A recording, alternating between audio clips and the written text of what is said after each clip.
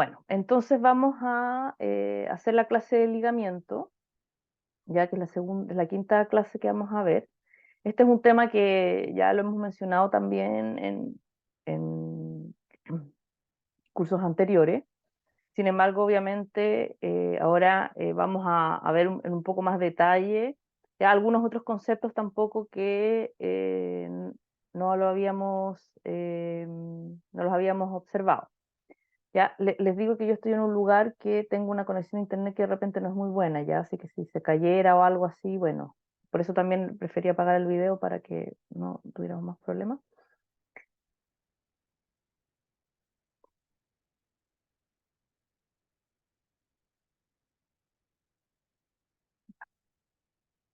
Bueno, entonces, ¿qué es lo que es el ligamiento? El ligamiento se refiere a una asociación física entre dos locus dentro de un cromosoma, ¿ya? Y está relacionado, obviamente, con el tema de la recombinación que ocurre en la meiosis. Cuando dos genes están muy separados, bueno, de partida, para que ocurra el ligamiento, ¿no es cierto?, tienen que estar en el mismo cromosoma. Nosotros entendemos que dos genes, ya, no pueden estar ligados, obviamente, si están en distintos cromosomas, porque físicamente no están en el mismo lugar. Entonces, sin embargo, dentro del mismo cromosoma, vamos a tener diferentes niveles de ligamiento. Y eso va a estar relacionado con qué tan cerca o qué tan separados estén físicamente dos loci. Los loci, recordemos que loci es la palabra para referirse al lugar físico ya en los cromosomas. Entonces vamos a tener dos loci, o en este caso dos locus. Locus es el plural, loci es el singular, ya. Pero vamos a tener dos loci porque estamos hablando, ¿no es cierto?, dos lugares independientes. ¿Ya? Y entonces, o sea, la posibilidad de que estén más ligados o no, entonces va a estar relacionada directamente con qué tan cerca están en los cromosomas. Obviamente que mientras más lejos están, la probabilidad del ligamiento o de esta asociación física, ¿no es cierto?, entre esos dos, por ejemplo, loci, que van a tener genes, van a haber genes en eso, ¿ya? Eso es cuando a nosotros nos interesa, ¿no es cierto?, porque el ligamiento en realidad nos interesa en realidad relacionado con la herencia genética, ¿ya?, de ciertos caracteres, no necesariamente de cualquier región del cromosoma, lo cual no quiere decir que obviamente cualquier región del cromosoma puede estar ligada. Sin embargo, no nos va a interesar buscarla en una zona, dijéramos, de microsatélites, por ejemplo. Entonces, vamos a ver. Entonces, bueno, tenemos, ¿no es cierto? Podemos tener dos genes diferentes, ¿ya? Y esos genes, ¿no es cierto?, van, dijéramos, en la meiosis, ¿no es cierto?, podrían recombinar, o mejor dicho, los gametos, ¿no es cierto?, que van a tener esos genes van a producir, ¿no es cierto?, o sea, las células gaméticas van a producir ciertos gametos si nosotros tenemos, por ejemplo, dos genes, ¿ya? Por ejemplo, acá tenemos un ejemplo, ¿ya?, que tenemos un heterocigoto para dos genes, ¿ya?, A mayúscula, B minúscula, B y B mayúscula y B minúscula. Los gametos producidos, entonces, ¿ya? Y eso lo sabemos, ¿no es cierto? Van a ser un 25%, ¿ya?, de cada una de esas combinaciones, ¿ok? Y esto va a ocurrir lo mismo, ¿ya?, si dos genes están muy lejos en el mismo cromosoma. Eso quiere decir que la probabilidad de que yo produzca, ¿no es cierto?, los gametos con las cuatro combinaciones va a ser la misma. Y eso es, en el fondo, lo que nosotros le conocemos como dijéramos, un entrecruzamiento ya al 50%. Eso quiere decir, o un entrecruzamiento al azar, ¿ya? No- en este caso, evidentemente, no hay ligamiento, como les decía, en cromosomas que están separados, no existe la probabilidad de ligamiento. Después vamos a ver que en realidad el ligamiento es un poco más complejo, en el sentido de que estamos hablando de una probabilidad estadística. Entonces, genes que están en diferentes cromosomas pueden desviarse igual de esta probabilidad estadística, ya de dijéramos en este caso, un 25% de cada una de las combinaciones. Entonces, no es tan sencilla ya el término. Yo leía que en algunas partes, ¿no es cierto?, el término, dijéramos, ligamiento, no siempre está bien usado, porque da inmediatamente la sensación, ¿no es cierto?, de que por obligatoriedad tienen que estar en los mismos cromosomas. Y si no es así, ¿no es cierto?, si no es así, en el fondo van a tener esta combinación donde los gametos producidos, ya para dos genes van a tener cada uno, dijéramos, la misma probabilidad de, de, dijéramos, de ser producidos. Y acá hacemos un recordatorio de la ley de la segregación independiente de Mendel. ¿Por qué en el fondo, o de dónde viene, ¿no es cierto?, esta cosa del ligamiento? Bueno, recordemos entonces que la ley de segregación de Mendel, ya esto lo vimos en el curso anterior de genética, entonces como recordatorio, pero es bien importante ya para poder entender. Mendel hizo ¿cómo se dice? Hizo varios experimentos, ¿no es cierto?, de donde él obtuvo las famosas leyes que describen los comportamientos básicos de la herencia. Y uno de sus experimentos que él hizo fue dijéramos, dos alelos o dos caracteres. ¿Ya? Recordemos que en ese momento Mendel igual todavía no entendía, ¿no es cierto?, genética, o no se había hablado del ADN, ninguna de esas cosas. Sin embargo, Mendel estaba interesado en cómo diferentes caracteres eran heredados.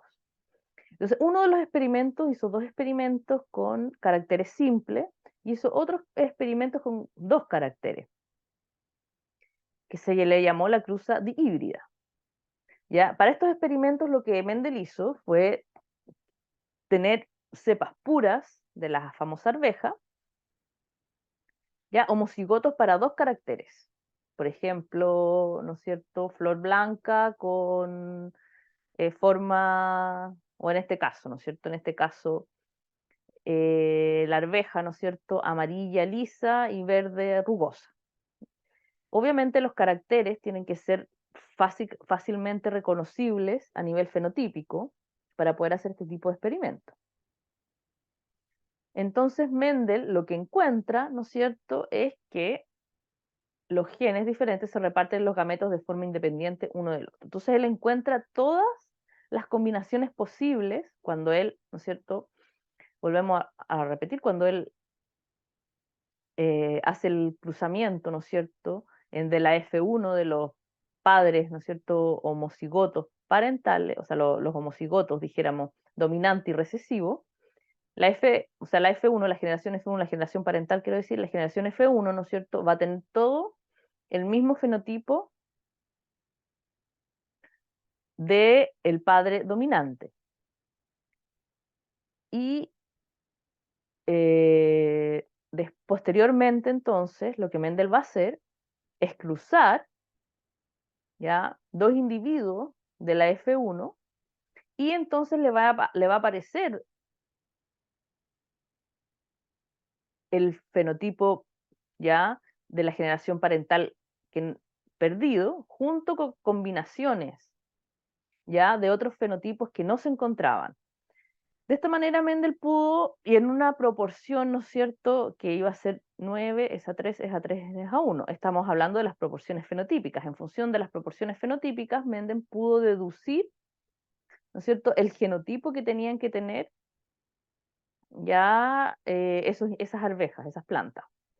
Y de esta manera, entonces él en el fondo propuso que entonces existe esta ley de segregación independiente, ya que los gametos, estos caracteres entonces, se segregan, no se segregan juntos, ¿ya? Y de esta manera entonces nosotros podemos producir, dado que se segregan de manera independiente, y vamos a producir todas las combinaciones, vamos a por eso producir todo ese nivel de combinaciones de fenotipos distintos cuando tenemos dos caracteres.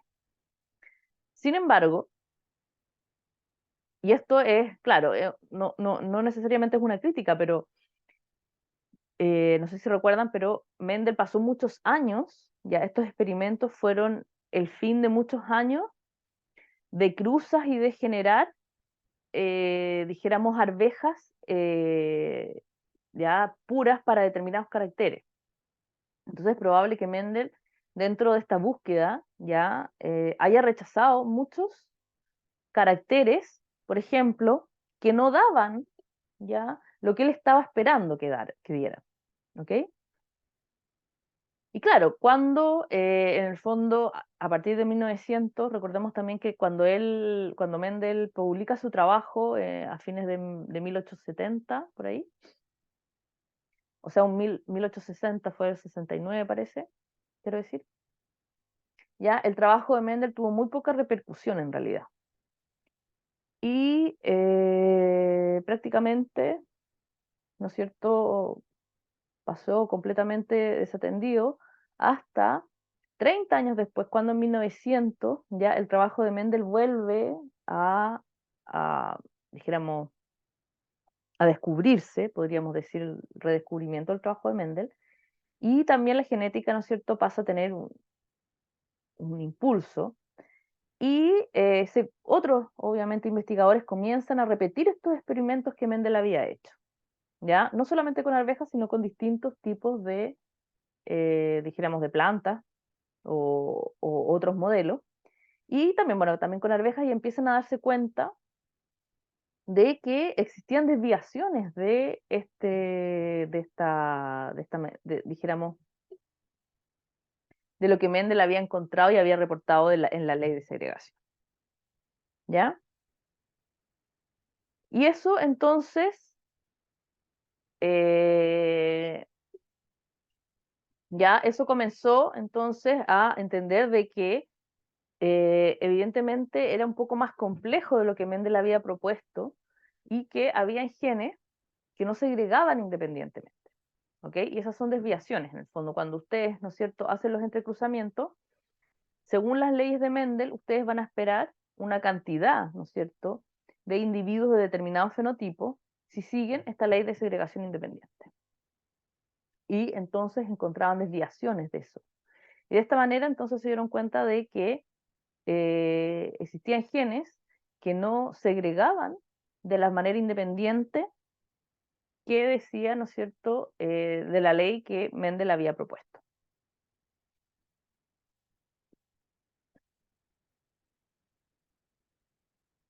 Entonces, bueno, qué es lo que en el fondo nosotros decimos, o qué es lo que dice la ley de Mendel, entonces, ¿cierto? Dice, los genes en cromosomas separados se segregan independientemente debido a la orientación aleatoria de los pares cromosomas durante la meiosis. Esta es la permutación o el sorting cromosómico, primero. Entonces ya tenemos un evento, ¿no es cierto?, que se supone que es azaroso, ¿no es cierto? Ahora, ese azar mismo, obviamente hay que entender de que por el hecho de ser azaroso, que es en el fondo acá podemos hacer una cosa, ¿no es cierto?, unida con la deriva génica. El azar no quiere decir que necesariamente va a ser siempre 50 y 50, obviamente, ¿ya? Sin embargo, no va a haber ninguna fuerza, ¿ya?, que externa que va, como dijéramos, a cambiar estas proporciones. Ahora, cuando los genes, ¿no es cierto?, no están ligados, cuando hay, dijéramos, como podríamos decir, segregación independiente, es muy poco probable, ¿no es cierto?, que si nosotros hacemos los entrecruzamientos una otra vez, por ejemplo, nos van a salir una proporción de 80-20, ¿ok? Por azar. Distinto que nos pueda salir, no sé, 55-45, 60-40, por ejemplo, cosas así, ¿no es cierto? Porque el azar va a ser de que pueda haber alguna combinación. ¿Ya? Pero bueno, esas son las diferentes combinaciones posibles que nosotros vamos a tener, ya si tenemos, por ejemplo, 3 genes. Entonces, bien interesante porque aquí mismo nos podemos dar cuenta ya por qué, por ejemplo, algunas personas, ¿no es cierto?, tienen ¿no es cierto? Por ejemplo, se parecen más al lado paterno, otras personas más al lado materno, por ejemplo. Por una cosa del mismo sorting cromosómico puede hacer que uno, ¿no es cierto?, obtenga una mayor cantidad de cromosomas de un lado que de otro. ¿Ya? Pero estas van a ser las combinaciones posibles durante la meiosis por entonces la permutación o el sorting cromosómico. Recordemos que el sorting cromosómico es cuando los cromosomas se alinean al ecuador, cuando va en la segunda meiosis, bueno, y en la primera meiosis también, en las dos meiosis hay sorting cromosómico, ¿ok? Porque se produce antes de la división de las células. Entonces, ¿qué es lo que pasa? Los cromosomas se alinean ya en el ecuador, y de ahí estos microtúbulos ya van a agarrar cada uno de los cromosomas y los van a, dijéramos, a traer al polo de la célula para la citocinesis. Bueno, ese proceso ya es azaroso. Y recordemos que estos son cromosomas que ya están, ¿cómo se dice? Son cromosomas que ya están recombinados. Por lo tanto, son una mezcla, ¿no es cierto?, de cromosomas maternos y paternos. Entonces, no son en el fondo simplemente, vamos a tener cromosomas que van a ser cromosomas paternos y maternos y van a tener otros cromosomas que van a ser recombinantes. ¿Ya? Y aquí está otra, entonces, otra manera, ¿no es cierto?, de ver ¿no es cierto?, la replicación del ADN, ¿ya? Y los diferentes arreglos, entonces, que vamos a tener, ¿ya? Y que va a hacer que a las finales igual se produzcan, ¿no es cierto?, todas las posibilidades de gametos que vamos a encontrar, ¿ok? Bueno, entonces, acá hay un tema, ¿no es cierto?, muy importante, que entonces es el que está relacionado con el ligamiento, porque, y que tiene que ver en el fondo con el otro proceso, que es la recombinación homóloga. La recombinación homóloga es un proceso, en realidad, que no ocurre solamente en la meiosis, ¿ya? Es un proceso celular que en realidad también ocurre como un mecanismo de reparación de genes, ¿ya? Que obviamente para que ocurra recombinación homóloga tiene que estar el DNA duplicado, ¿ok? En reparación ya se usa para, por ejemplo, poder justamente reparar si hay alguna de las hebras dañadas, si hay alguna hebra dañada, por ejemplo, un daño mayor, ¿no es cierto?, corte o ¿cómo se dice?, un pedacito, ¿no es cierto?, ¿no es cierto?, que se haya eliminado del cromosoma. Entonces, cuando hay duplicación del DNA, ya se puede ocupar este proceso de la recombinación para regenerar la hebra dañada, tomando entonces como cuenta ya la otra hebra. Recordemos que nosotros tenemos, ¿no es cierto? Estos son para organismos diploides. Tenemos dos cromosomas iguales, ¿ok? Entonces, de esta manera se puede usar, dijéramos, si estuvieran todos los cromosomas dañados, obviamente no funcionaría, pero en este caso vamos a suponer que tenemos un cromosoma dañado y el otro cromosoma no está dañado. Y mediante este mecanismo de la recombinación homóloga, por ejemplo, en la mitosis en este caso, se puede reparar el cromosoma dañado tomando como molde el cromosoma que se encuentra íntegro. Ahora, este mecanismo entonces es el mismo mecanismo que va a ocurrir en la meiosis en los gametos. Obviamente, en la meiosis no ocurre ya para reparar ninguna hebra, sino que ocurre para mezclar, ¿no es cierto?, los cromosomas homólogos del padre y de la madre para generar entonces un cromosoma distinto y un cromosoma recombinante. Esto se hace para poder aumentar la variabilidad de los individuos de las poblaciones. Ya es un mecanismo que tiene la reproducción sexual para aumentar la variabilidad, ¿ya? Como les digo, de los organismos. Y esto, recordemos que en organismos mucho más complejos, si bien existen mutaciones, que las mutaciones son un mecanismo de variabilidad, por otro lado, al ser organismos mucho más complejos, con DNA mucho mayores, existen también, ¿no es cierto?, mecanismos enzimáticos muy complejos que se encargan de reparar estas mutaciones. Entonces, si las mutaciones, dijéramos, fueran el único elemento de variabilidad, probablemente la variabilidad sería mucho más baja.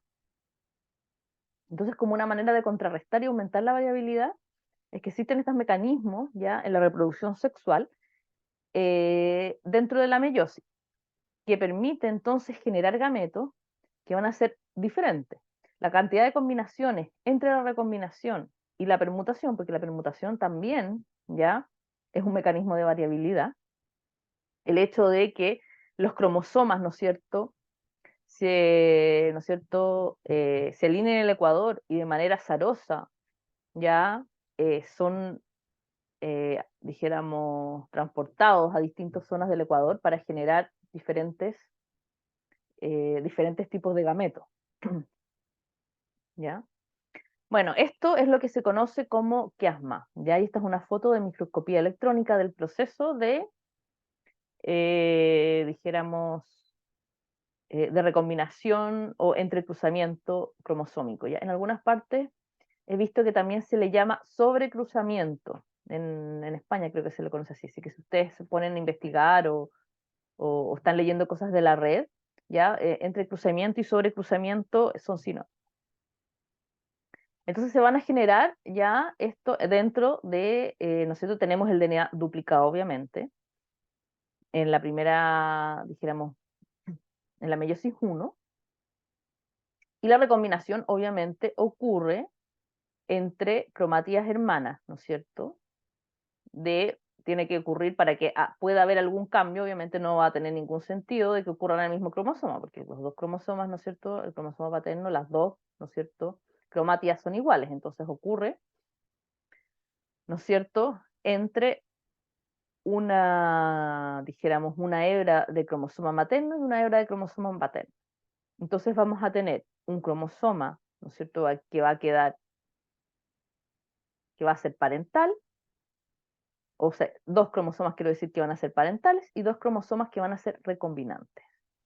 Y, y después entonces el proceso de permutación ya va a ser que estos cromosomas, ¿no es cierto?, segreguen hacia los polos de la célula de manera independiente, o sea, de manera azarosa, ¿ya? Entonces, como les decía, por eso nosotros podemos ver de que de repente pasa de que, por ejemplo, claro, nosotros en la especie humana es mucho más fácil darse cuenta de que, por ejemplo, van a haber individuos que van a tener van a ser mucho más parecidos, ¿no es cierto?, a un lado, y eso puede ser porque pueden tener por una cosa azarosa, ¿no es cierto?, una carga de cromosomas paternos o maternos mucho más alta que, por ejemplo, un hermano, una hermana, un hermano. Profe, ¿Sí? Dígame. profe, tengo una duda. Sí, eso lo que menciona sería como el imprinting. como No, no. ¿No? O eso, ya.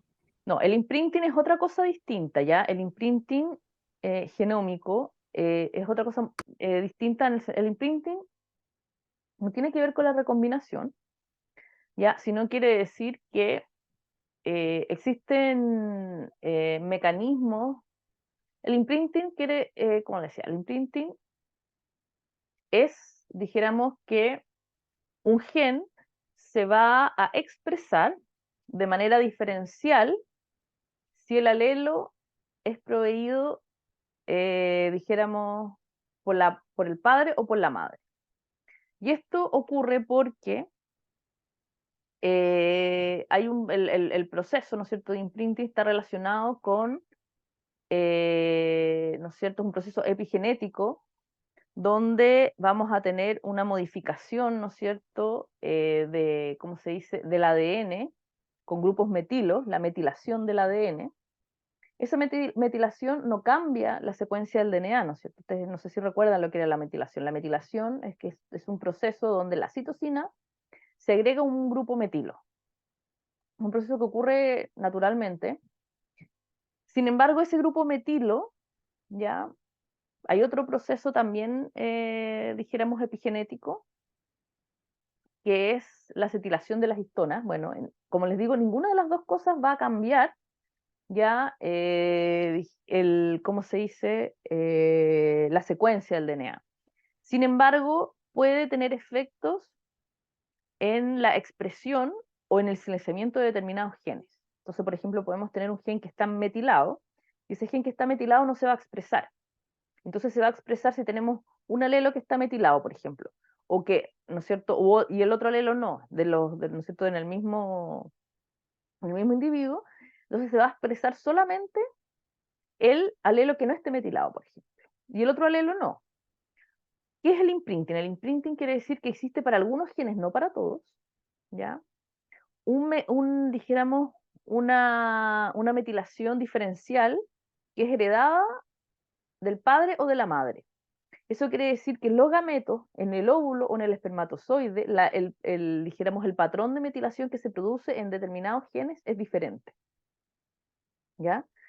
Entonces, y esto es independiente del alelo que uno tenga, ¿ya? Si uno tiene, por ejemplo, un alelo, ¿no es cierto?, homocigoto o recesivo, ¿ya? Siempre se va a expresar el alelo paterno. Entonces, una persona, por ejemplo, es heterocigota y tiene un alelo dominante, ¿ya? Pero el gen que se expresa va a ser siempre, por ejemplo, el que está en el padre, ¿ya? Esa persona va a ser recesiva, dijéramos, si el gen recesivo es el que se encuentra en el padre, independiente de que tenga el alelo dominante en la madre. No sé si se entiende. ¿Ya? Ese es el imprinting. Obviamente que el imprinting también los genes que están bajo imprinting también van a sufrir recombinación, ¿no es cierto? Como todos los otros genes.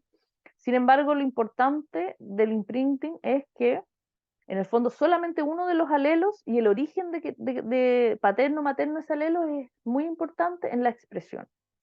Usualmente nosotros podemos ver eso y se observa sobre todo el tema del imprinting con enfermedades, ¿ya?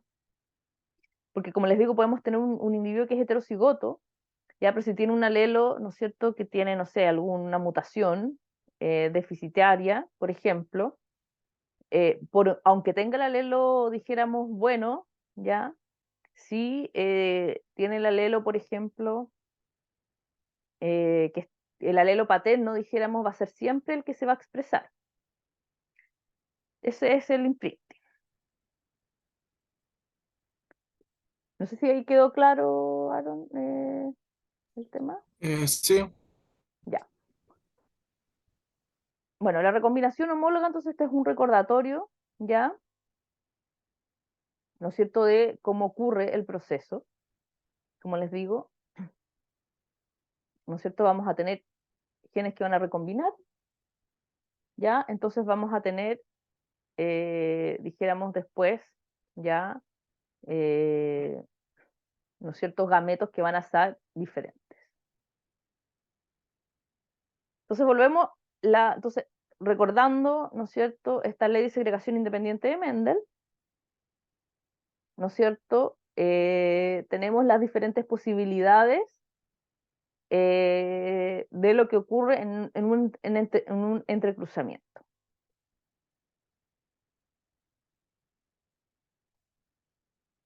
Bueno, si no tuviéramos, dijéramos, entrecruzamiento, ¿ok? Los gametos producto de la meiosis, ¿no es cierto? Serían dos del tipo parental igual y dos del tipo parental materno o paterno, ¿no es cierto? Sin embargo, cuando tenemos meiosis, ya, vamos a tener entonces cromosomas que van a ser recombinantes. Vamos a tener cromosomas que van a tener, ¿no es cierto?, el mismo genotipo parental y vamos a tener otros que son mezclas. Bueno, ¿y qué es lo que pasa entonces? Y acá volvemos, entonces acá entramos al tema del entrecruzamiento. Recordemos que cuando tenemos dos alelos, ¿no es cierto? Nosotros esperamos dos alelos diferentes para dos caracteres. Siguiendo la ley de recombinación, nosotros esperamos producir los 4 gametos en proporciones similares, ¿ya? No necesariamente vamos a encontrar, como les digo, siempre un 25%, así, obviamente, porque estamos hablando de, ¿no es cierto?, procesos azarosos, pero, y de procesos biológicos naturales. Sin embargo, esperamos cierta, ¿no es cierto?, esperamos, ¿no es cierto?, una cantidad, ¿ya? Más o menos similar. Sin embargo, cuando los genes están muy juntos, dijéramos, sucede el intercruzamiento, pero el resultado es distinto del esperado, ¿ya? Porque la probabilidad de que recombinen justo, ¿no es cierto?, ahí es mucho más baja que recombinen acá, por ejemplo, ¿ya? Por una cosa de, dijéramos, de cercanía física y de probabilidad de que ocurra, ¿no es cierto?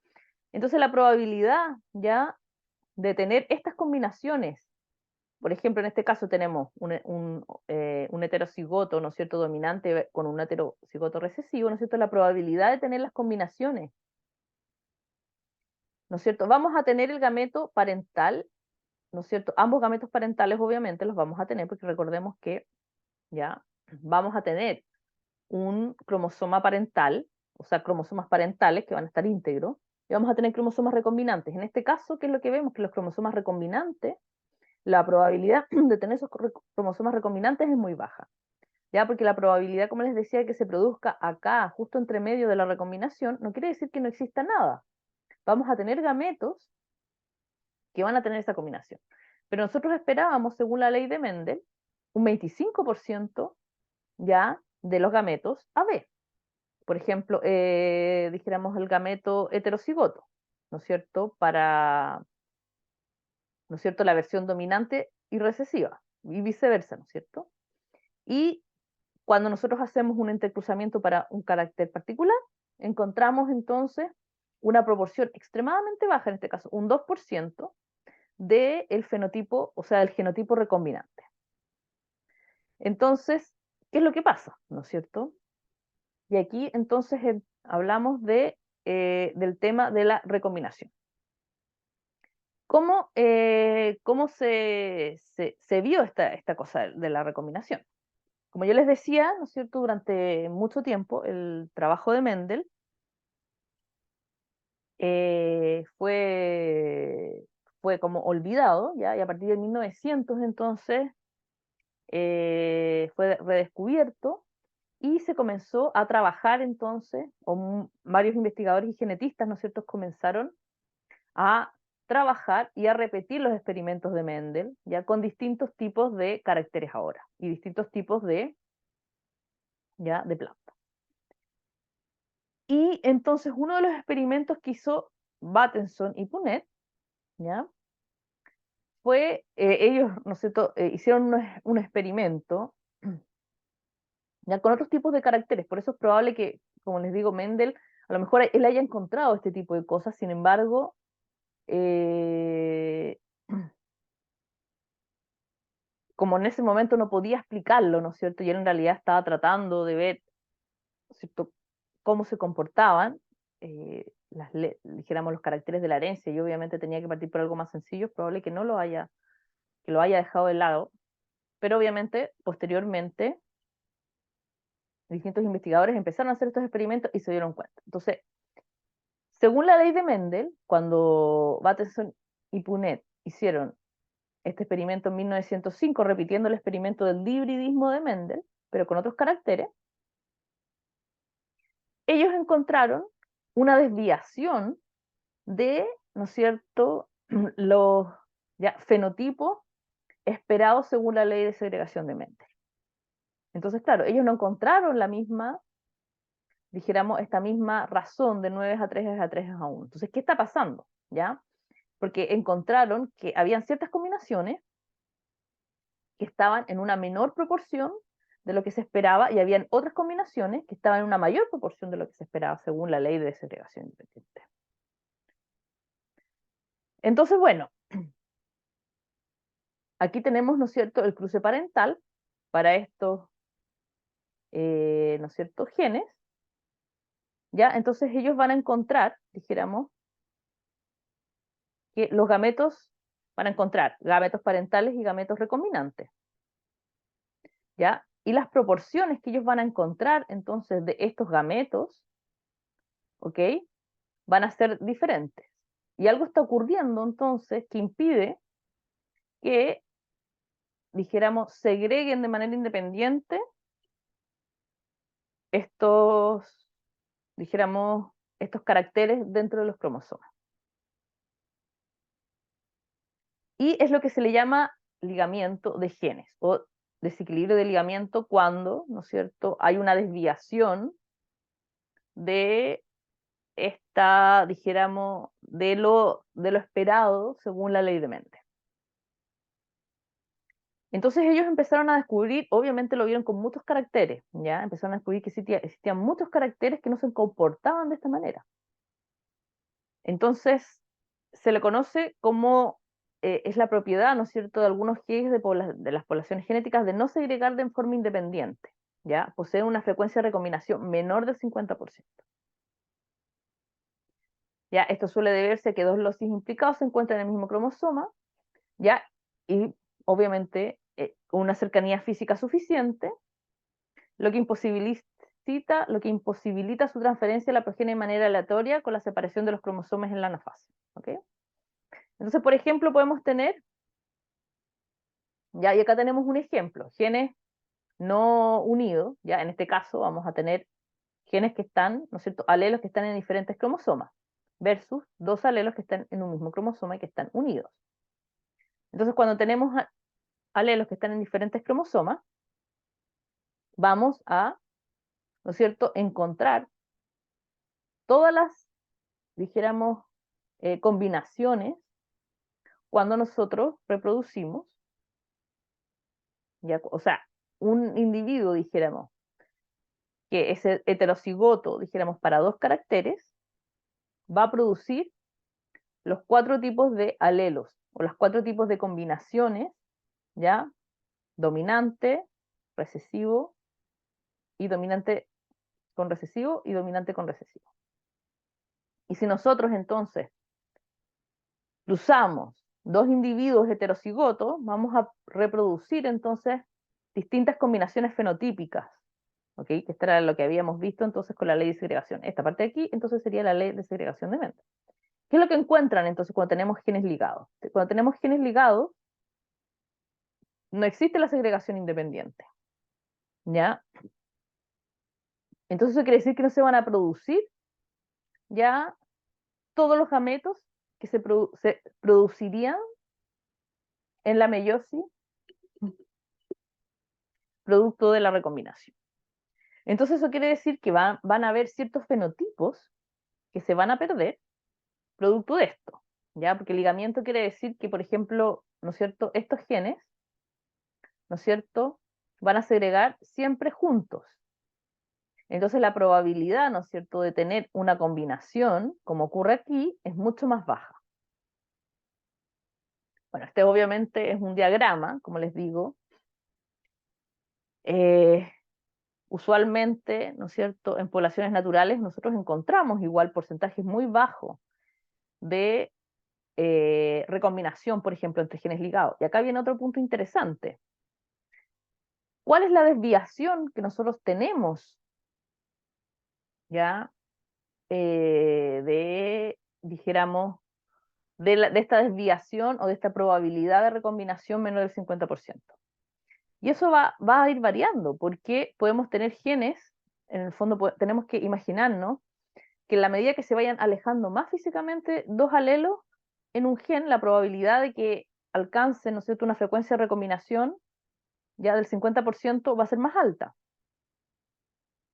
Y no todos los genes van a encontrarse o van a tener las mismas frecuencias, dijéramos, o de ligamiento.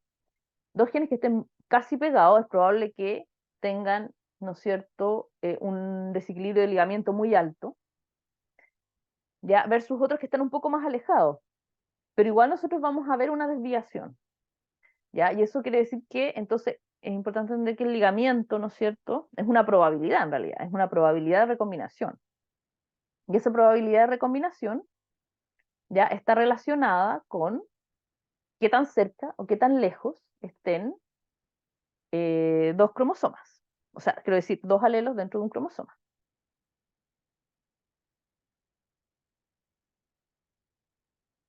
Ya, y acá vamos a hablar de equilibrio, ya, porque una de las cosas donde nosotros podemos entender, dijéramos, es ver en el fondo donde podemos entender más lo que ocurre con el ligamiento, ¿no es cierto? Es ver ejemplos, ¿ya? Y ver cómo esos ejemplos se desvían eh, de la realidad, pues. ¿Y qué pasa entonces cuando nosotros tenemos dos caracteres, ¿ya? Y cuando, porque usualmente es para ver en el fondo equilibrio de ligamiento, basta con obtener frecuencias genotípicas para determinados caracteres. Ya, esto no necesariamente es tan sencillo, obviamente, pero si estamos ¿no es cierto?, trabajando con alguna mosca o con algún, en ese ejemplo, dijéramos, ya no es tan complejo. Obviamente necesitamos caracteres que sean distinguibles fácilmente fenotípicamente, porque aquí nosotros no estamos mirando los genomas, no estamos haciendo una secuenciación para ver, por ejemplo, ¿no es cierto?, que determinado gameto o determinado individuo tiene el alelo dominante o el alelo recesivo, sino que lo estamos haciendo en función de los fenotipos, ya que van a expresar estos individuos, y en función de los fenotipos, entonces nosotros podemos deducir cuáles van a ser los genotipos posibles para los individuos. Ya, en este caso, entonces, por ejemplo, tenemos para un carácter que está regulado con dos locis, ¿no es cierto?, para dos alelos, ¿ya?, A mayúscula y A minúscula, o dominante recesivo para A y dominante recesivo para B, ¿ya?, en cromosomas que van a estar diferentes. Y vamos a tener las frecuencias en el equilibrio para los, ya en equilibrio, que se llama, para los dos genes van a ser, entonces, si nosotros, ¿no es cierto?, decimos que la frecuencia ya en equilibrio para A va a ser P, la frecuencia en equilibrio para AB va a ser PR, ¿ya? Y bueno, y de esta manera, entonces tenemos estas frecuencias, ¿no es cierto? Estas son fórmulas matemáticas bien sencillas, como le digo, ¿ya? No tiene ninguna complejidad, ¿no es cierto? Las frecuencias y las probabilidades, entonces, de aparición, ya van a ser, entonces, las multiplicaciones de la frecuencia en equilibrio de los alelos. Y así, entonces, para cada uno, ¿no es cierto? PRS. Ya. Mire, o sea que vamos a hacer un pequeño recreo ya de unos 10 minutos. Ya tenemos como 40 minutos de clase. Vamos a pausar.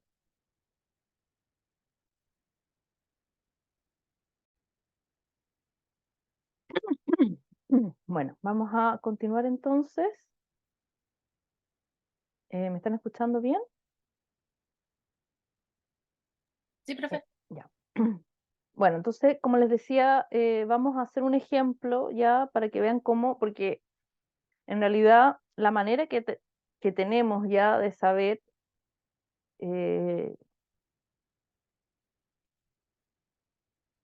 que los genes estén ligados o no, usualmente, o sea, podríamos, ¿no es cierto?, por un lado, ver la ubicación física de un cromosoma.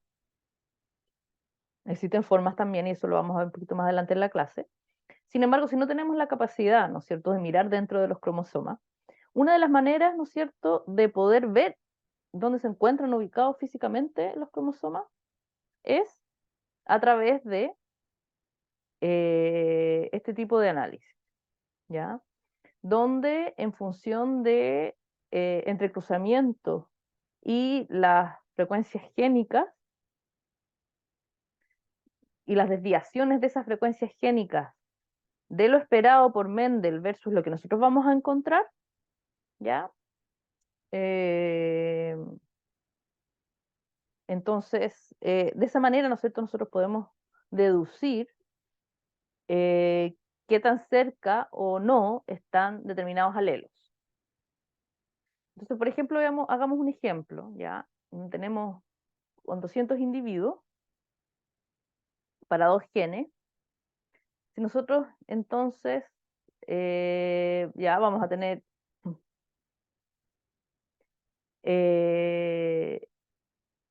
que van a estar en cromosomas diferentes, o sea, eso quiere decir que no estarían ligados esos cromosomas, ¿no es cierto? Ya.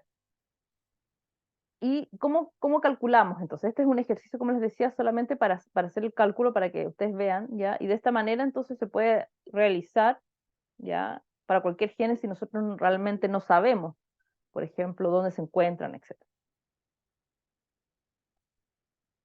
Bueno, obviamente cada genotipo es identificable fenotípicamente, eso quiere decir que los caracteres, ¿no es cierto? Homocigoto, o sea, el carácter dominante y el carácter recesivo, son fácilmente identificables a nivel fenotípico. De esta manera, entonces, nosotros podemos ya, según el fenotipo, ya deducir los diferentes ya genotipos que vamos a tener para, para este cruzamiento. Ya es un cruzamiento típico, ¿no es cierto?, mendeliano, y vamos a tener todas estas combinaciones, ya las típicas combinaciones que se encontraban, ya según cuando se hacía un cruzamiento de híbridos. Sí, obviamente son con números reales, dije. Ya, entonces la frecuencia de A se hace, ¿no es cierto?, sumando, ¿ok? Simplemente sumando, ¿no es cierto?, 98 más 84, que es la mitad, ¿ya? Y dividido por el número total. Y esa es la frecuencia de los alelos. Esas son las frecuencias génicas de los alelos para A, para B, para... ¿ya? Es bien sencillo entonces el cálculo, dijéramos. Obviamente si la frecuencia de A, ¿no es cierto?, 0,7, la frecuencia del dominante, ¿no es cierto?, la frecuencia recesivo va a ser 1 menos el valor, en este caso 0,3. De esta manera entonces podemos calcular las frecuencias alélicas, como les digo, es un ejercicio muy sencillo de realizar, ¿ya? Simplemente se cuentan, ¿ok?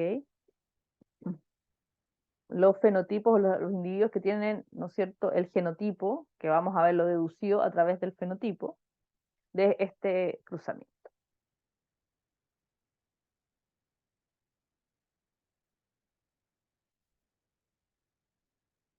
Ya, las frecuencias, estas vendrían siendo las frecuencias que se llama, podríamos decir, frecuencias observadas, ¿ok? Que están relacionadas a, ¿no es cierto?, lo que nosotros observamos, ya, a los números de individuos que vamos a encontrar. También podemos hacer un cálculo de las frecuencias genotípicas en equilibrio a partir de las frecuencias génicas. Y acá entonces ponemos como ejemplo dijéramos, este cálculo, después lo podemos hacer obviamente para cada, ¿no es cierto?, para cada genotipo particular, ¿ya? Pero en este caso, vamos a hacer el cálculo para el genotipo que va a ser heterocigoto para A y homocigoto dominante para B. Entonces sería la frecuencia de espermatozoide de AB con óvulo de AB, que es O más la frecuencia del espermatozoide de AB, del dominante, con el heterocigoto, espermatozoide con óvulo, ¿no es cierto? Más la frecuencia en equilibrio del espermatozoide, en este caso heterocigoto, con el óvulo homocigoto dominante. Porque recordemos que en ambos casos, ¿no es cierto?, tanto los espermatozoides como los óvulos, ¿no es cierto?, en ambos casos tenemos, ¿no es cierto?, la probabilidad de tener gametos con los caracteres dominantes y gametos con los caracteres o sea, con los caracteres homocigotos dominantes y con los caracteres ya heterocigoto en el sentido de dominante y recesivo. Ya, y entonces la frecuencia, de nuevo, esta formulita ya muy sencilla, ¿ok? Y vamos a obtener entonces un valor. Recordemos que habíamos, ¿no es cierto?, ya sacado estas frecuencias de los alelos. Entonces usamos las frecuencias de los alelos ya para calcular la frecuencia del genotipo. ¿Ok? Y si usamos las frecuencias de los alelos, vamos a obtener entonces un valor. Sin embargo, el cálculo de la frecuencia genotípica a partir de la frecuencia fenotípica observada, ya en este caso, tenemos que AA, que es este mismo de aquí, ya es diferente. Entonces, quiere decir que no hay independencia estadística entre los alelos, ya por lo que la población no está en equilibrio de ligamiento. En este caso, ya tenemos este ejemplo particular, nos dice, ¿no es cierto?, que los genes están en cromosomas diferentes. Entonces, es interesante dijéramos, este ejemplo, ya para entender de que el desequilibrio de ligamiento en realidad no está necesariamente unido, o sea, es independiente del concepto de ligamiento, aunque pueda parecer en el fondo contradictorio. Sin embargo, en realidad lo que muestra esto es la independencia estadística entre los alelos, ya esa probabilidad de segregar de manera ya independiente y azarosa de un 50%. Sin embargo, nosotros podemos encontrar genes o genotipos, dijéramos, que van a estar desviados de ese valor. Y no necesariamente quiere decir que vayan a estar en el mismo, dijéramos, en el mismo cromosoma. Entonces, hay algunas personas que en realidad el concepto de desequilibrio de ligamiento no les gusta mucho usarlo porque en el fondo inmediatamente cuando nosotros hablamos de ligamiento, ¿no es cierto?, nos viene a la mente de que necesariamente tienen que estar como unidos físicamente en un mismo cromosoma, ya dos alelos, para que estén en desequilibrio. Pero esto no es necesariamente así. Ya ustedes pueden encontrar alelos que estén en desequilibrio, que dijéramos, ya, y esto en el fondo en genes, dijéramos, en cruzamiento, y esto está relacionado obviamente, como les digo, porque son procesos azarosos, ¿ok? Y lo mismo que pasa con la deriva, ¿no es cierto? Al ser procesos azarosos, puede ser que por una cosa azarosa no nos vaya a salir el 50% cuando hacemos el intercambio. Entonces puede ser que las frecuencias que nosotros vamos a obtener van a ser diferentes, ¿ya? De lo esperado, y muchas veces podemos hacer que hacemos un cruzamiento, y obviamente puede haber una variación, y va a haber una variación, pero a veces esa variación puede ser bastante más desviada de lo que nosotros podríamos esperar, dijéramos, por un valor de error. O sea, ¿ya? Entonces, en realidad, el desequilibrio de ligamiento lo que hace en realidad es describir la dependencia estadística o la independencia entre los alelos. Cuando hay dependencia estadística, quiere decir que el valor va a estar más desviado de lo que, ¿no es cierto?, de esta ley de segregación, ¿no es cierto?, de la posibilidad de recombinación del 50%. Obviamente cuando tenemos alelos que están en distintos genes, no hay ninguna recombinación entre ellos. Pero hay un mecanismo, ¿no es cierto?, que también es azaroso, que es la permutación, ¿ok? Y la permutación es azarosa. Y eso hace, ¿no es cierto?, que puedan cambiar estas frecuencias.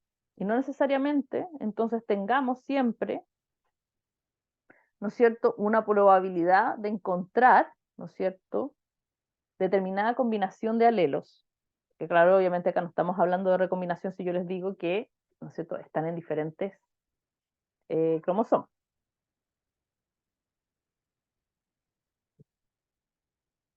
Ya, ahora sí, si tenemos para un gen, ¿ya? Entonces, vamos a hacer el cálculo, ¿no es cierto? Ahora para el alelo A, exclusivamente usando también la, ¿no es cierto? Vamos a poner aquí estas tablitas, ¿no es cierto? Ya con los valores y las frecuencias calculadas. Entonces, la frecuencia para, ¿no es cierto?, el alelo AA ya va a ser, en este caso, cuando nosotros hacemos el cálculo, solamente para la frecuencia de A, curiosamente,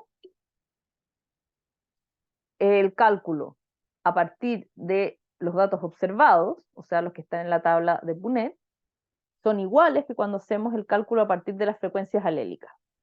¿Ok? Entonces la frecuencia de AA, y, ¿no es cierto? Acá tenemos el calculito, ¿no es cierto?, hecho, es exactamente el mismo. Entonces, ¿qué es lo que pasa? Porque cuando nosotros solamente miramos un gen, ambas frecuencias son iguales. Sin embargo, cuando nosotros miramos los dos genes en su conjunto, cuando hacemos los cálculos, la frecuencia, ¿no es cierto?, a partir del cálculo de la frecuencia, a partir de la frecuencia observada, versus el cálculo a partir de la frecuencia alélica, ¿ya?, van a ser distintos. Entonces, ¿qué es lo que está pasando?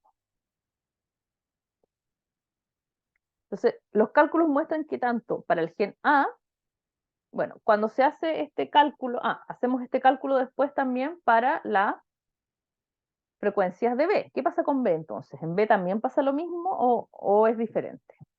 Y sucede que cuando hacemos ahora el cálculo para la frecuencia solamente de B, obtenemos que los valores, ¿ya?, de la frecuencia genotípica, ¿ya?, a partir de las frecuencias observadas y a partir de las frecuencias génicas, es exactamente el mismo. Y recordemos entonces que cuando hacíamos el cálculo para el genotipo con ambos genes, era diferente. Entonces, ¿qué es lo que pasa aquí? Acá tenemos un ejemplo que los cálculos muestran que tanto el gen A como el gen B está en equilibrio o situación de independencia estadística, pero por alguna razón cuando están juntos ya no lo están.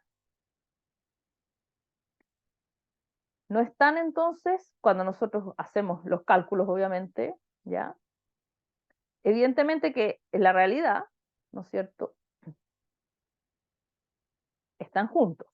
Sin embargo, nosotros también podemos hacer el cálculo, ¿ya? Solamente para para un puro gen.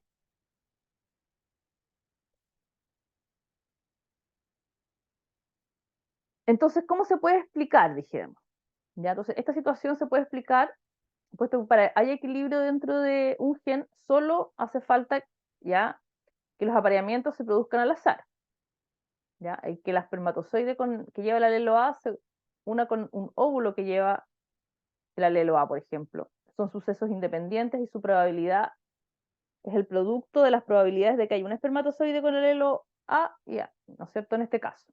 ¿Ya? Si nosotros, por ejemplo, tenemos ya la probabilidad de que, dijéramos,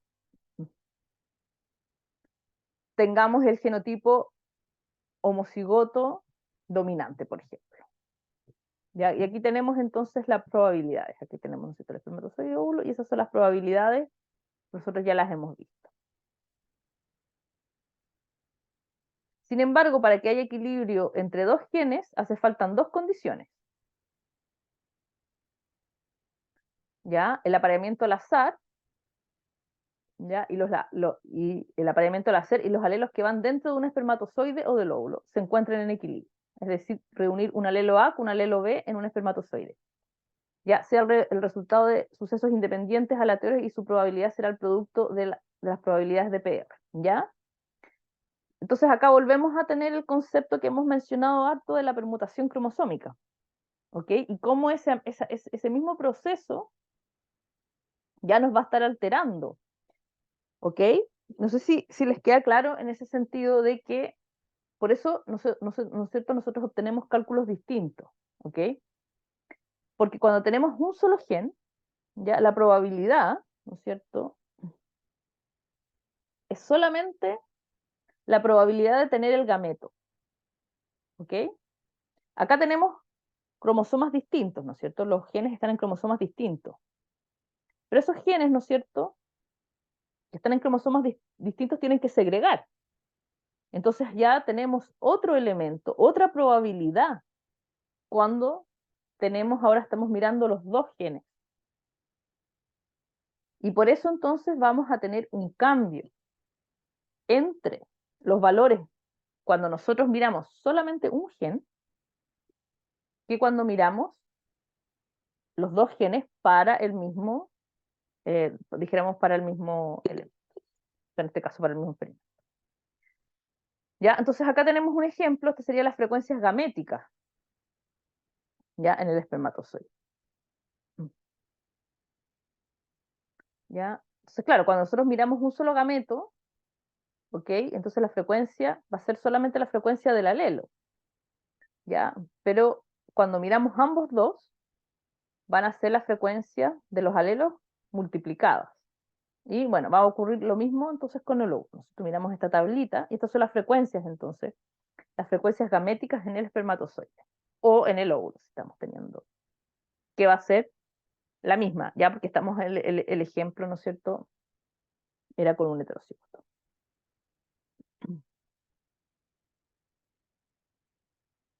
Entonces, ¿qué es lo que tenemos? Ahora vamos a calcular las frecuencias del gameto AB. ¿Cuáles son las frecuencias de estos gametos? Ya vimos que si nosotros vemos las frecuencias de los gametos, solamente mirando A y B, las frecuencias a partir de la observada génica es lo mismo. Ahora cuando tenemos dos, sin embargo, las frecuencias van a cambiar. En este caso, ya a partir de la frecuencia génica, ya lo acabamos de ver, PR, aquí, y entonces la frecuencia ya genotípica para, ¿no es cierto?, los dos genes dominantes va a ser 0.42. A partir de las frecuencias observadas, ya, los gametos AB son producidos por los individuos dominantes, ya, homocigotos dominantes, heterocigotos, ya, dominante y recesivo, y por los heterocigotos. Aunque no todos los se producen igual, ¿ya? Ustedes pueden hacer el ejemplo, ¿ok? Y ver entonces, ¿no es cierto?, estos gametos, ¿no es cierto? Este gameto va a producir solamente dos tipos, o sea, este individuo, este genotipo, va a producir dos tipos de gametos, ¿no es cierto? El A y el B.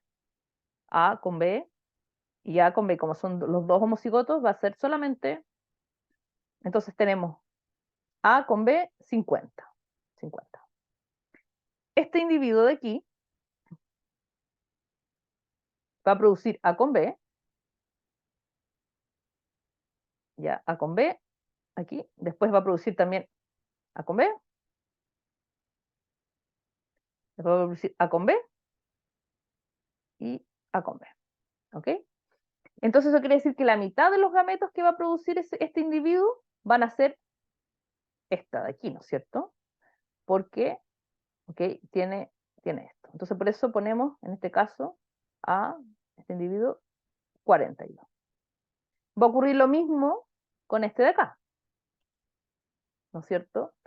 A aquí, A, B, A mayúscula, pero sin embargo este va a ser A minúscula, ¿no es cierto? O sea, A mayúscula, B mayúscula, A mayúscula. En cambio el otro van a ser las combinaciones, ¿no es cierto?, de un recesivo. Entonces también van a ser la mitad. Entonces el valor que nosotros tenemos, 20 partido por 2. Y este de aquí va a producir solamente un 25% de sus gametos van a ser el AB. Entonces por eso lo dividimos por 4. Y vamos a obtener este valor. Entonces tenemos que, ya, la frecuencia a partir de AB, a partir de la frecuencia observada, es distinta a la frecuencia obtenida a través del cálculo de las frecuencias alélicas.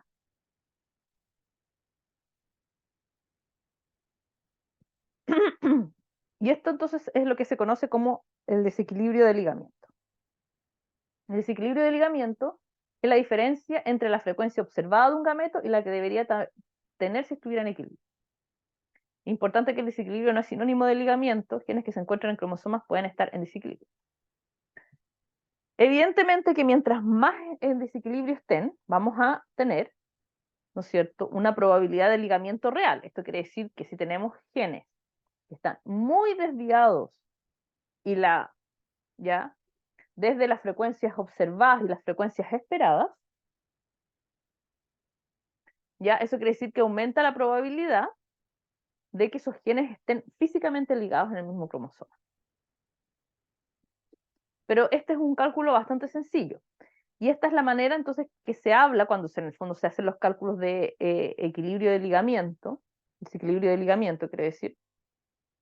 Esta es la manera que se tiene de hacer este cálculo, ¿ya? Y obtener entonces que las frecuencias, ¿ok?, de, ¿no es cierto?, un determinado alelo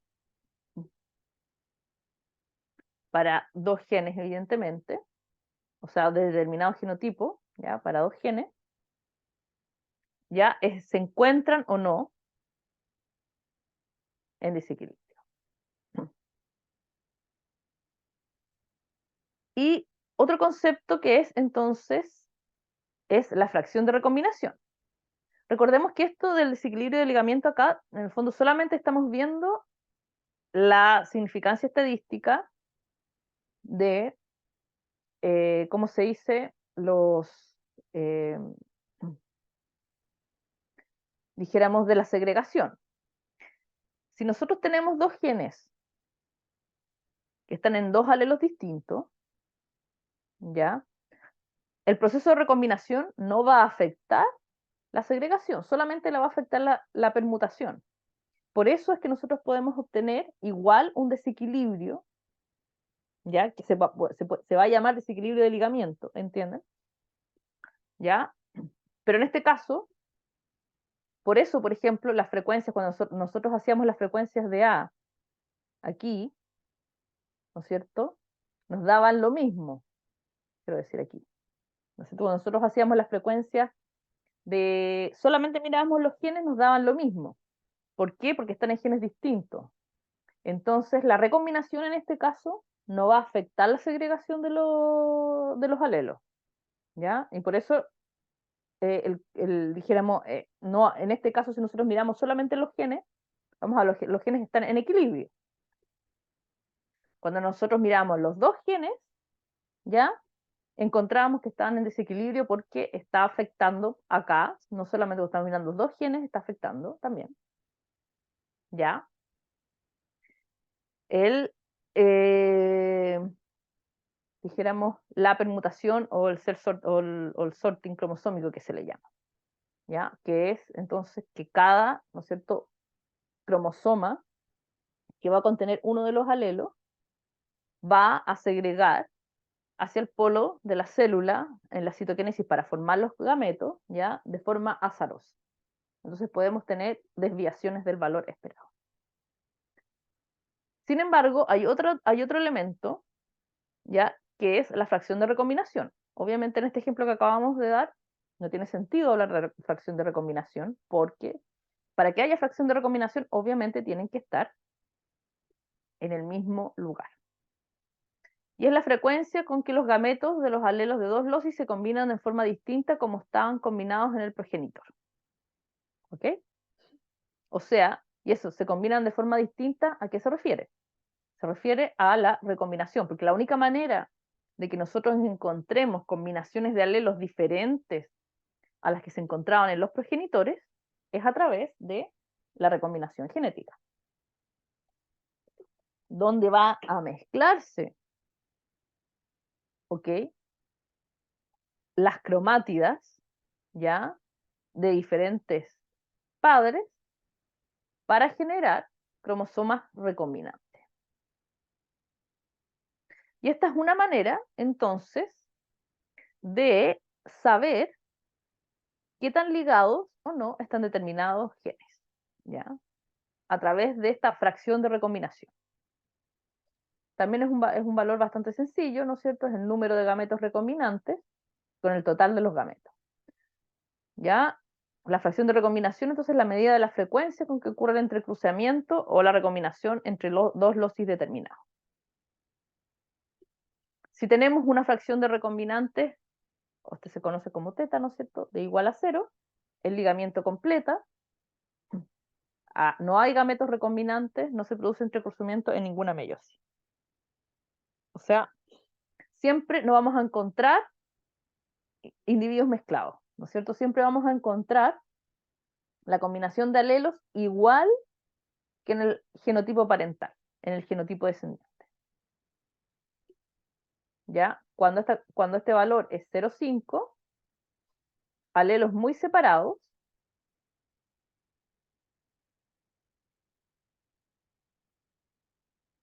¿ya? O independientes.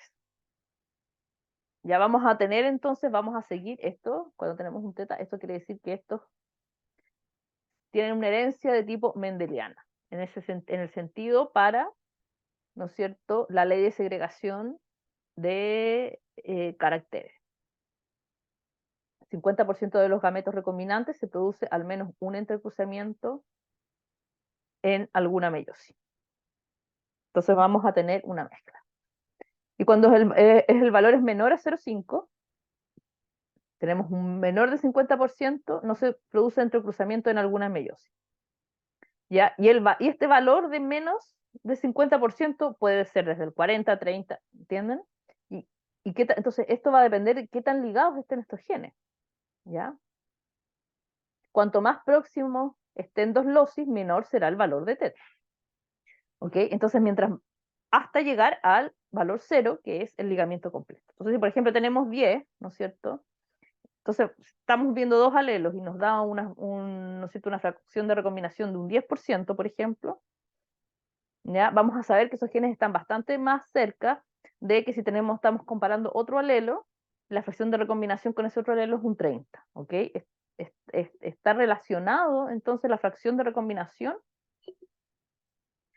con, dijéramos, los alelos. O sea, la fracción de recombinación con la distancia en la que se encuentran dos alelos. ¿Ya? Entonces, entonces, bueno, como existe una relación, ya es una manera también de hacer mapas físicos de la ubicación de los alelos según las fracciones de recombinación que existan entre dos alelos, por ejemplo, o entre dos genes, quiero decir. Ya yo tengo dos genes distintos, y según esa fracción de recombinación, yo puedo saber qué tan cercanos o no están esos dos genes.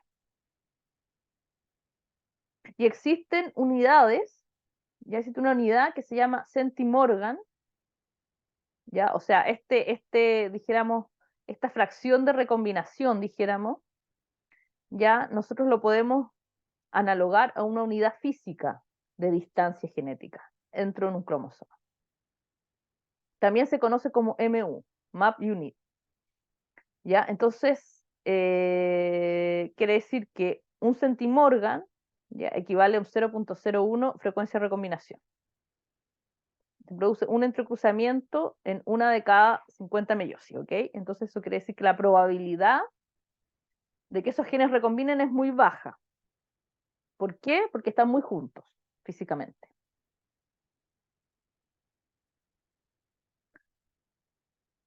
Ya.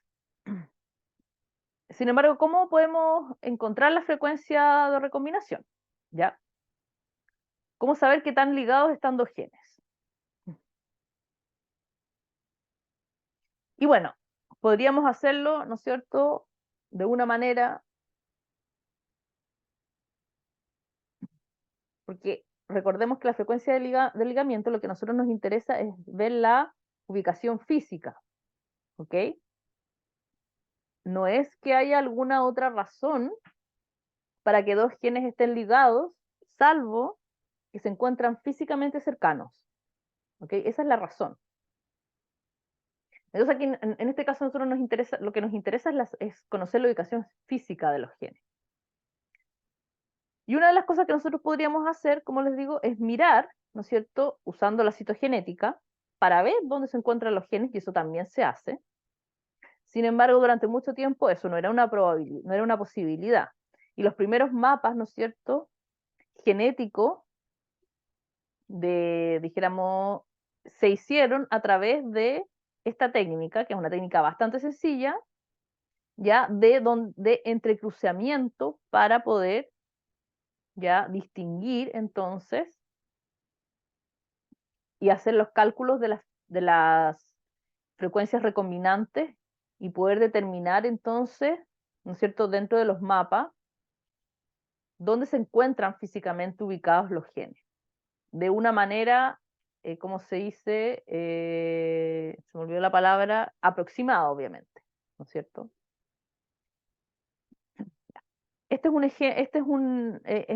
un cálculo, ¿no es cierto? Un experimento que se hace, ¿ya? Para poder obtener las frecuencias recombinantes, por ejemplo, con dos genes de mosca de la fruta. Vamos a tener el gen púrpura, ¿ya? El alelo dominante especifica ojos rojos normales y el alelo recesivo especifica ojos púrpuras con el gen vestigial, ¿ya? Donde el alelo dominante especifica a las normales y el alelo recesivo especifica a las cortas. ¿Ya? Entonces acá tenemos dos caracteres que son distintos. Color de ojos y alas.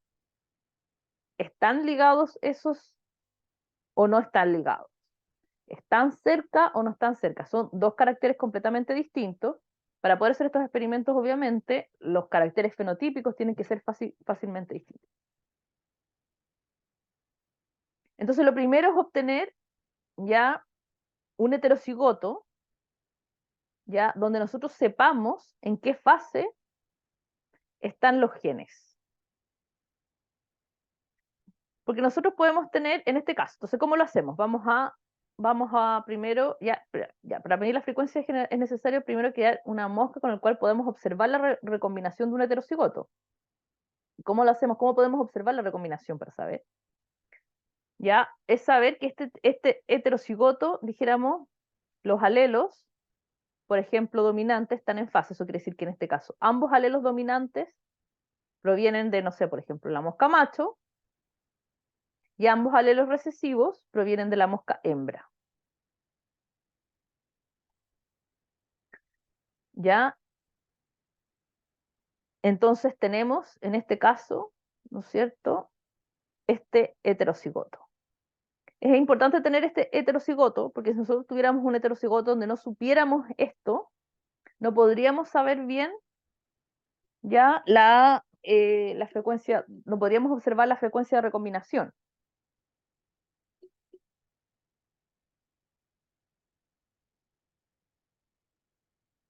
Entonces obtenemos donde sabemos que, ¿no es cierto?, porque esta mosca solamente puede producir estos gametos y viceversa, ¿ya?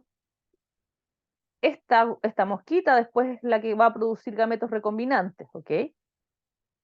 La recombinación homóloga en este caso, como es absolutamente igual y la mosca es, ¿no es cierto?, homocigota, la recombinación en este caso, que también se va a producir, porque la recombinación siempre se produce, va a siempre dar, ¿no es cierto?, gametos iguales, porque ambos gametos, los paternos y los maternos, son los mismos.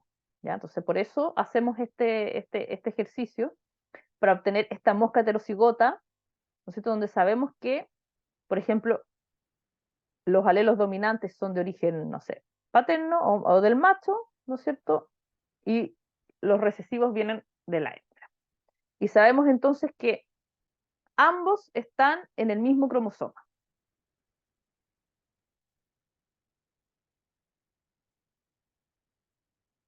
Ya. Para ver, entonces, o para poder observar los sucesos de recombinación, ya, lo que hay que hacer entonces es cruzar esta mosca heterocigota doble con un sujeto de prueba, que en este caso puede ser que es una mosca homocigota recesiva para todos los genes de interés. ¿Ok?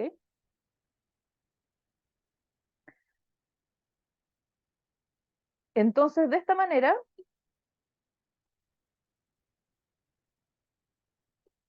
¿no es cierto? Nosotros vamos a poder distinguir ya los distintos tipos de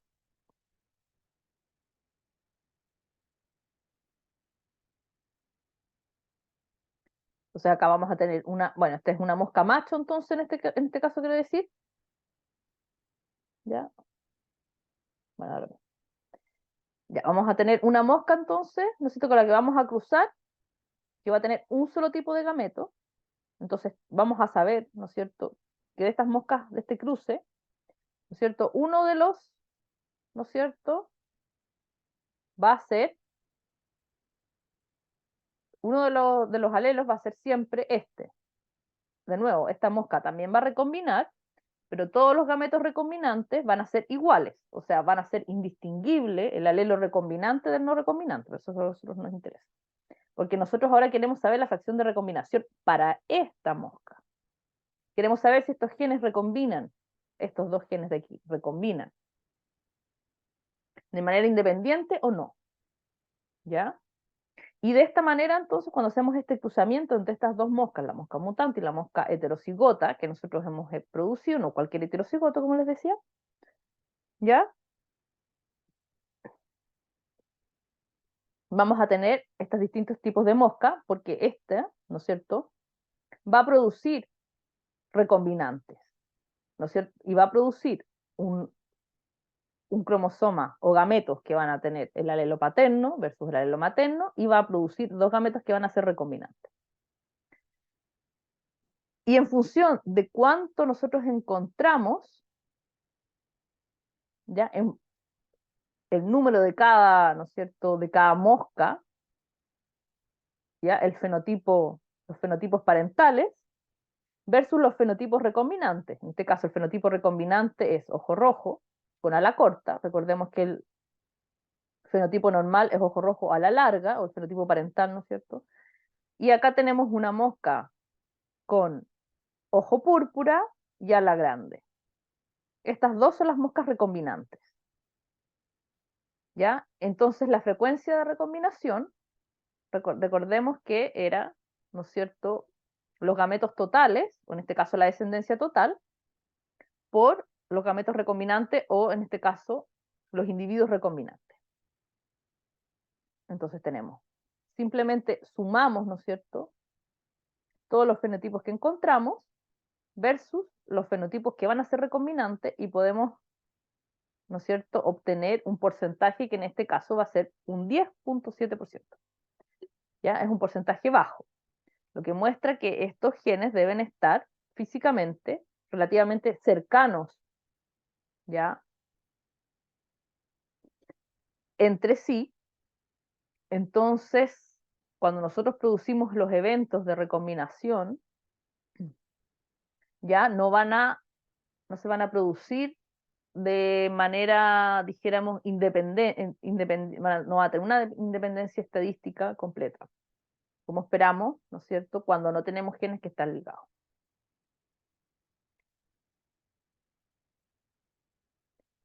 Y a través de esta técnica, como les decía, se hacen mapas de genes. Y bueno, el primer mapa que se hizo justamente lo hizo Sturtevant, ya que fue, ¿no es cierto?, cuando hablamos del primer experimento que se hizo en 1905, él también hizo después con no, Battenson, no, disculpen, estoy confundida, otra cosa. Sturtevant fue el primero que hizo este mapeo de 3 puntos, que fue dijéramos, un genetista que trabajaba con Thomas Morgan, ¿ya? ¿Se recuerdan Thomas Morgan? Trabajo ya bien interesante y bien importante fue quien, ¿cómo se dice?, describió o demostró que los genes se encuentran en los cromosomas. Él trabajó durante muchos años con Drosophila, y muchos de sus estudiantes entonces desarrollaron estas primeras técnicas, Y uno de los primeros mapas, entonces, físicos de genes fue hecho usando la Drosophila melanogaster, obviamente. Se necesita un modelo relativamente sencillo para poder hacer este tipo de análisis,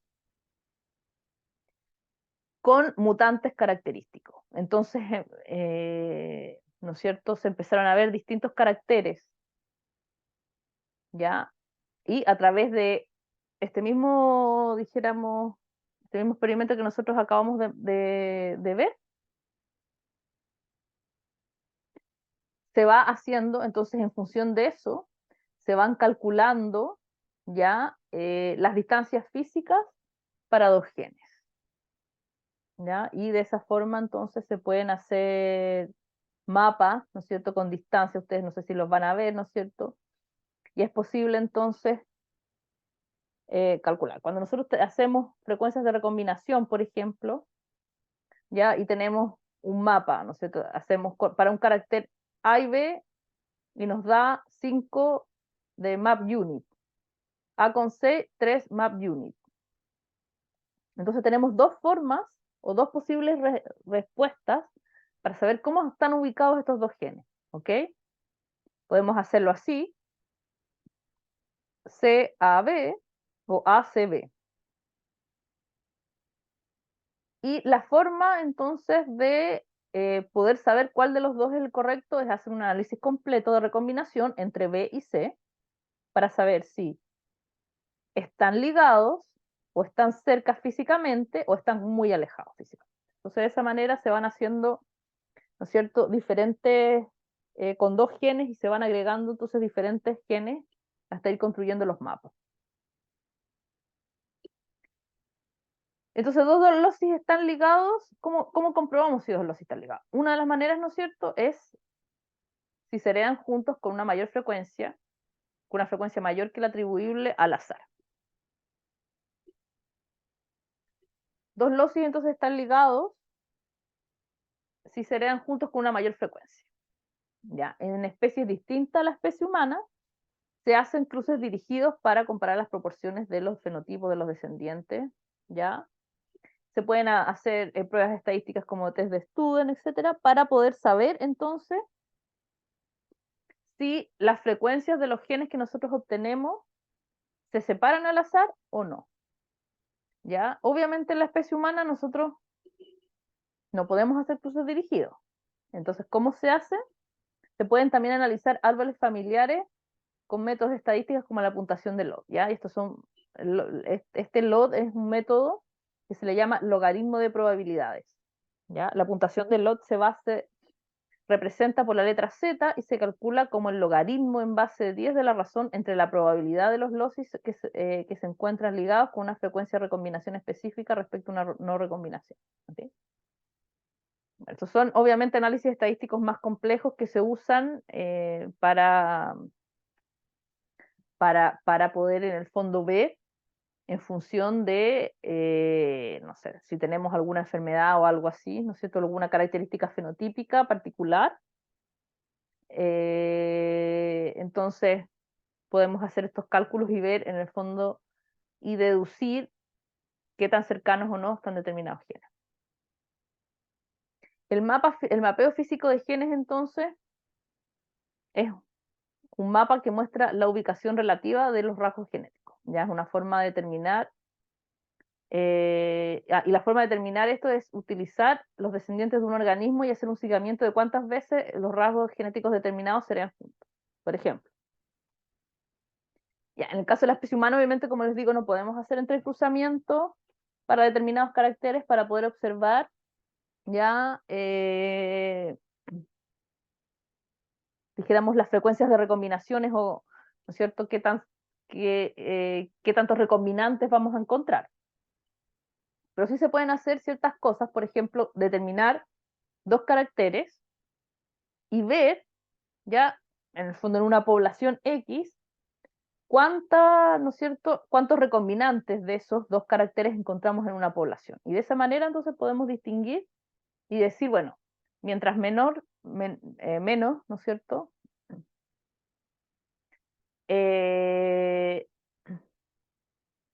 dice, mientras más alto sea el porcentaje de descendientes que tiene ambas características a la vez, más cerca estará en los cromosomas. ¿Ok? O sea, mientras menos recombinantes encontremos, ya vamos a estar más cercanos. Ahora existen otras técnicas que se usan ahora, que son mucho mejores y más efectivas para tener la ubicación física, y obviamente el mapeo físico de genes no se puede hacer para cualquier característica fenotípica. Hay algunas características fenotípicas que son, no sé, son producidas con genes cuantitativos. Entonces, en el fondo, hacer estas técnicas que son relativamente sencillas para, para colocar la ubicación física de un determinado gen es muy difícil. Entonces existen otras técnicas que son, por ejemplo, que son técnicas de biología molecular. Por ejemplo, como la hibridación in situ con fluorescencia. Y esto es lo que se hace hoy en día, y todos los mapas, hoy en día tenemos mapas físicos de todos los cromosomas humanos, ¿ya? Si ustedes se van al sitio del GenBank del NSBI, ustedes pueden agarrar cualquier cromosoma y van a aparecer absolutamente todos los genes que se encuentran en cada cromosoma con una ubicación física real, ¿ya? Los cromosomas ahora ¿cómo se dice? Están divididos, ¿ya? En función de su bandeo, ¿se acuerdan? No sé si recuerdan del diagrama de estos bandeos, ¿ya? Y cada bandeo tiene una zona física. Entonces hoy en día podemos, ¿no es cierto?, saber, ubicar físicamente y decir, bueno, el gen no sé cuántito está ubicado en la zona, ¿no es cierto?, 11.31, cromosoma no sé qué. Pero eso no se hace con la técnica que nosotros acabamos de mencionar, obviamente. ¿Ya? Ahora, cuando se requieren cosas más específicas, más complejas, se hace entonces a través de la biología molecular. ¿Cómo se hace? Bien sencillo, o sea, no es tan sencillo, pero tampoco es tan difícil. Vamos a tener una sonda marcada con fluorescencia. ¿Ya? Y con esta sonda, entonces nosotros vamos a poder distinguir a través del uso de la citogenética en qué cromosoma y en qué región del cromosoma se encuentra entonces nuestro fragmento que nosotros vamos a querer identificar.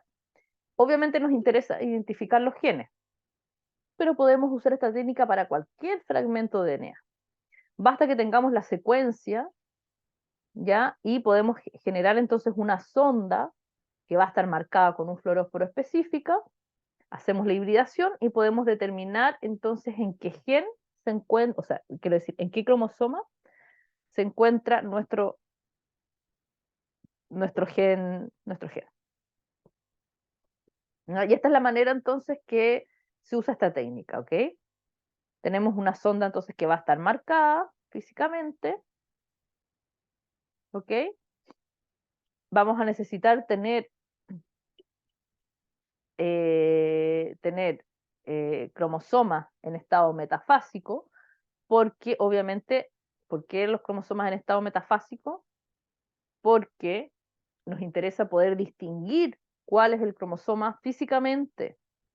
¿Ya? Entonces, si hacemos esta técnica en cualquier otro estadio, obviamente lo único que vamos a ver es una sopa, dijéramos, como de, ¿no es cierto?, tallarines, dentro de eso va a estar marcado, ¿no es cierto?, pero no vamos a tener ninguna posibilidad de distinguir ahí donde se encuentra físicamente ubicado.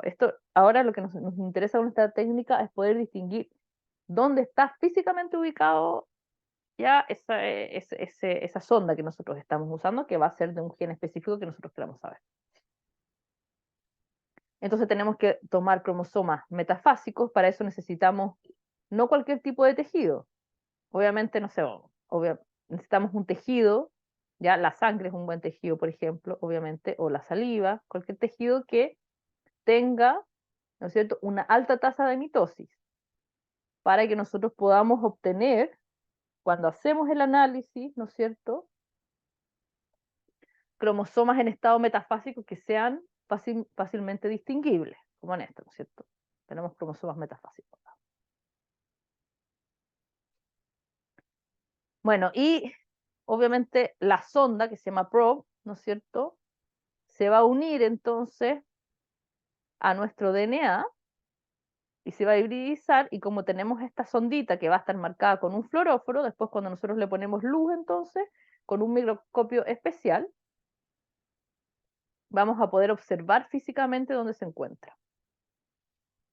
Bueno, y de esa es la manera que se ha construido el mapa del genoma humano, por ejemplo, hoy en día. ¿Ya? Estos mapeos así donde están ubicados todos los genes no se han hecho con las técnicas que vimos, obviamente. Hay algunos genes que probablemente sí se hayan hecho, o en un primer momento, ya que haya genes que sí se haya podido determinar su ubicación física usando, ¿no es cierto?, genealogías, como lo mencionábamos antes, pero obviamente no se puede usar para todos los genes estos análisis de genealogía, y en un momento que existen estas técnicas, ¿no es cierto?, moleculares, es mucho más sencillo poderlo hacerlo así.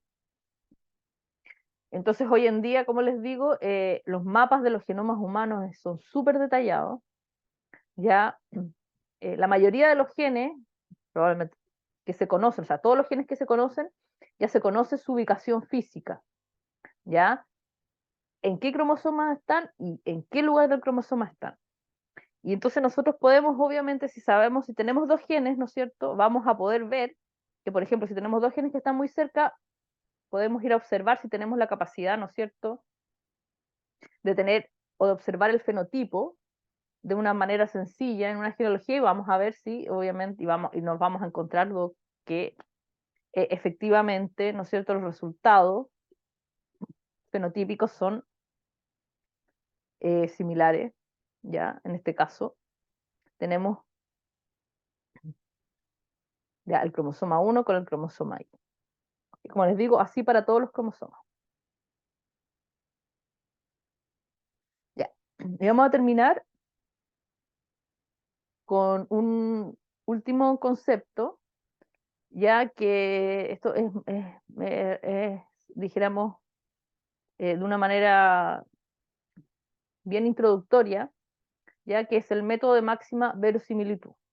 Yo no sé si ustedes han visto esto en estadística, ¿les han hablado de esto en estadística?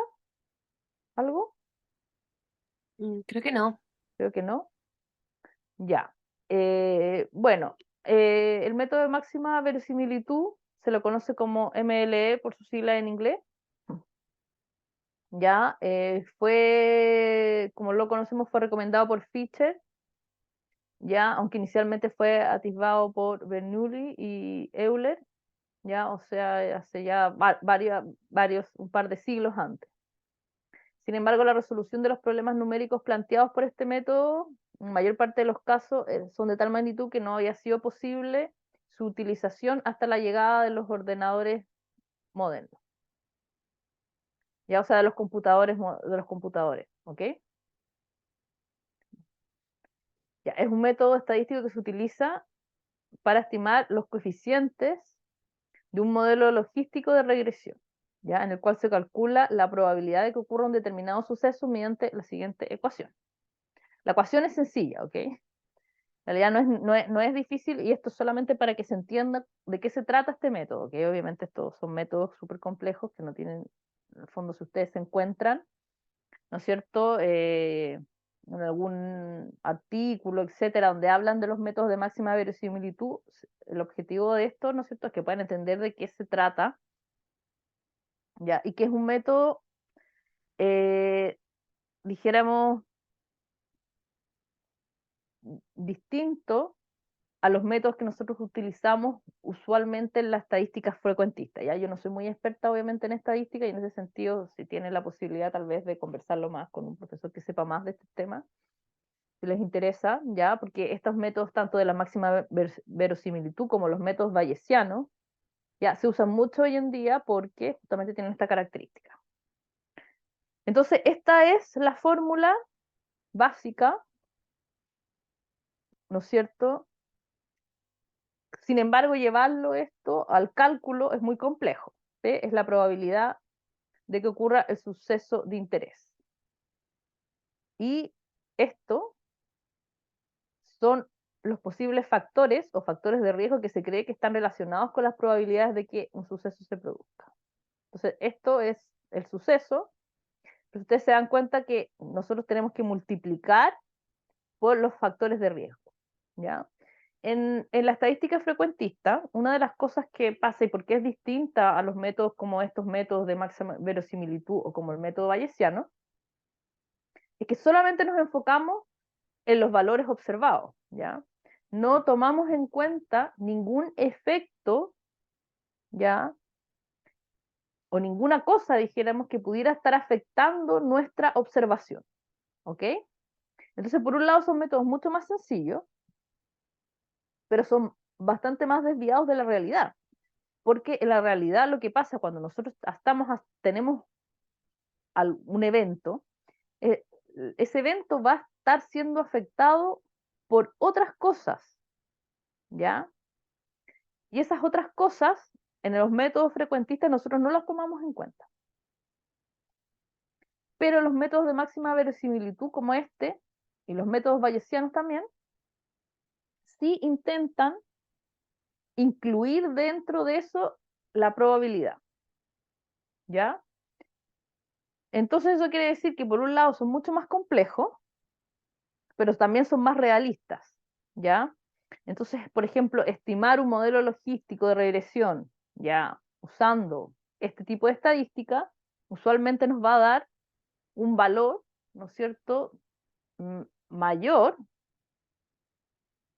o vamos a, no sé, no quiero usar la palabra confianza como en el sentido matemático, sino que dijéramos el análisis que nosotros estamos haciendo, ya es probable que tenga una mejor correlación con el evento real que cuando nosotros usamos una estadística frecuentística como la que ustedes están acostumbrados a utilizar. Obviamente cada cosa tiene sus ventajas y sus desventajas. Las desventajas de estos métodos es que nosotros no lo podemos hacer a mano o con un computador pequeño. Es más, durante mucho tiempo no se pudieron desarrollar estos métodos porque necesitaban computadores especiales para poder hacer los cálculos, ¿no es cierto?, que son súper complejos de realizar, o sea, las fórmulas también del teorema de Bayes son súper sencillas, ¿no es cierto?, pero llevar esos cálculos a la realidad es súper complejo. Entonces se necesitó mucho tiempo y es por esto también que en los últimos 20 años estos dos métodos, ¿no es cierto?, la máxima verosimilitud y el método bayesiano han tenido un auge muy importante porque ya existe ¿cómo se dice?, la, la capacidad computacional para hacer análisis utilizando estos teoremas. Eso, ¿ya? Y esa es la clase, ¿ya? ¿Tienen alguna duda? Yo voy a subir la clase y el PPT. ¿Tienen alguna pregunta? ¿Ya? Bueno, entonces vamos a